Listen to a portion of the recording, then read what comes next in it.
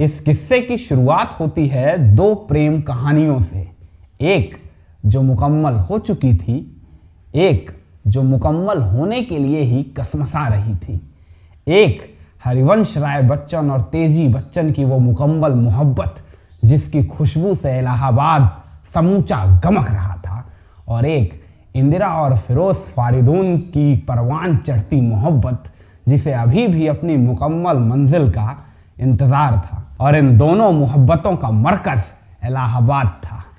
इंदिरा तेजी से मिलने के लिए अक्सर बेकरार रहा करती थी, मोहब्बत के गुर सीखने के लिए नहीं, सजना और संवरना सीखने के लिए। दरअसल बचपन से ही बदसूरती का ताना झेल रही इंदिरा का सजने संवरने और सौंदर्य प्रसाधनों से मीलों का फासला हुआ करता था, मगर अब जिंदगी में दौरे मोहब्बत था तो सजना और संवरना लाजमी हुआ करता था।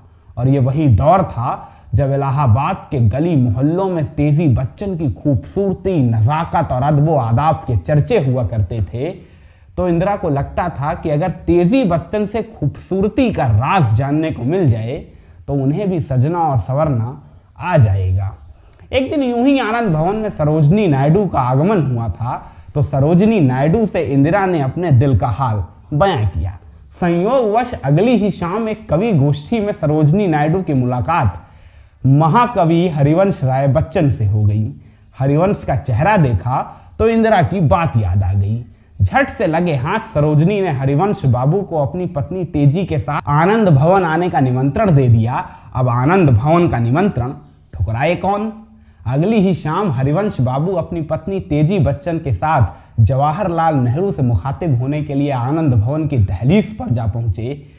बातें हुई, ख्यालात मिले, दिल मिले, और फिर तेजी और इंदिरा एक दूसरे की हमराज बन गईं।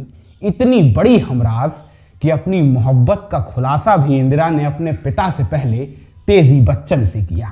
और ये तेजी बच्चन ही थी जिन्होंने परिवार के भीतर अंतर जातीय विवाह को लेकर होने वाले संभावित विवाद से डरी सहमी इंदिरा को साहस दिया, मजबूती दी कि वो अपनी मोहब्बत को मुकम्मल अंजाम तलक जरूर पहुंचाएं। ये तेजी ही थी जिन्होंने इंदिरा को फिरोज से शादी करने के लिए तैयार किया, और अपनी जिंदगी में हुए इस सबसे खूबसूरत बदलाव के लिए इंदिरा ता जिंदगी तेजी का एहसान मानती रही। इसी बीच हरिवंश और तेजी के आंगन में अमिताभ का जन्म हुआ, और इसके 2 बरस के बाद इंदिरा और फिरोज के घर भी किलकारी गूंजी और राजीव का जन्म हुआ। दोनों के बीच 2 बरस का अंतर था।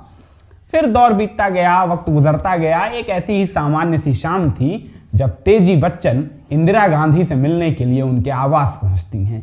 इंदिरा को लगा ये रोज की ही तरह एक आम से मुलाकात होगी, मगर मुलाकात का मकसद बेहद खास था।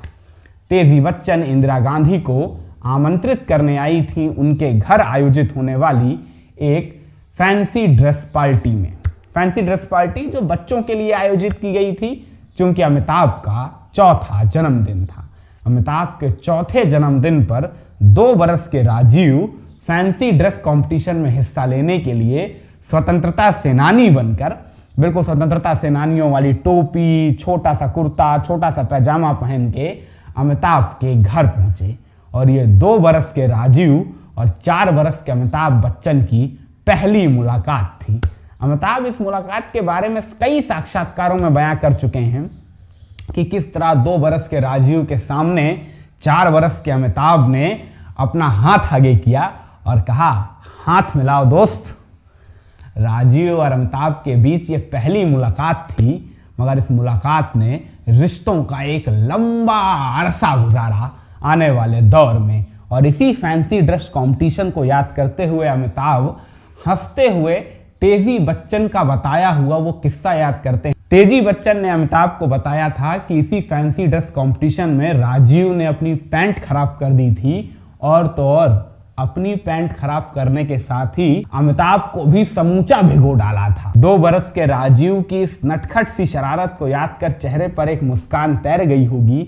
बस इसी मुस्कान को हमेशा जिंदा रखिए, मुस्कुराते रहिए, खुश रहिए।